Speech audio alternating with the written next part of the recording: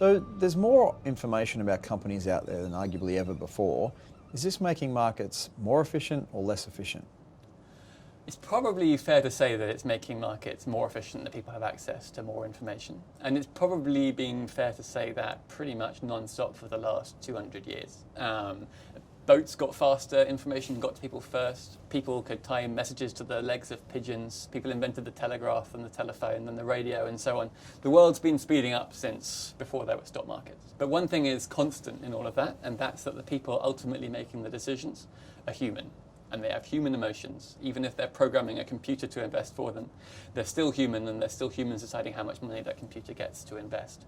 And so the real core human emotions of greed and fear still flow through. So I think you're right that we do see in the short term markets becoming ever more efficient. But in the long term, those big long-term trends of exaggerated panic, exaggerated excitement, I think they're as true now as they always have been. One of the big trends in recent years has certainly been the growth of VTFs, or passive investing more generally. As an active investor, what does that mean for you? It's very hard to know as an active investor what impact the rise of passive investing has on the efficiency of the market.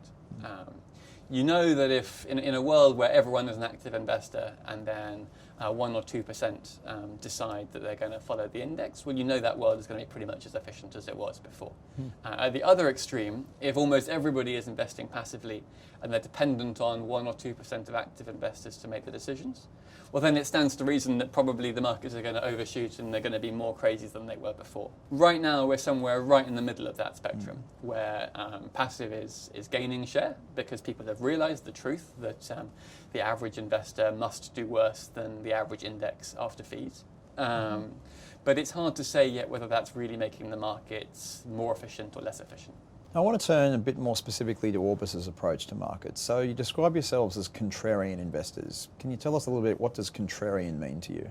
So at its simplest, contrarian means looking at the world and seeing what other people are already very concerned about or very excited by, and then trying to look at the things that they're not looking at. So if I think that Netflix has got a great future ahead of it, to take one example, and therefore it's worth investing, that ignores the fact that lots of other people have done that analysis already. They've come to the same view, and therefore the share price is already very high. We don't start off with a blank sheet of paper. Instead, we go and look at what people are currently worried about or hating or running away from, because we think then they're more likely to be making a psychological mistake.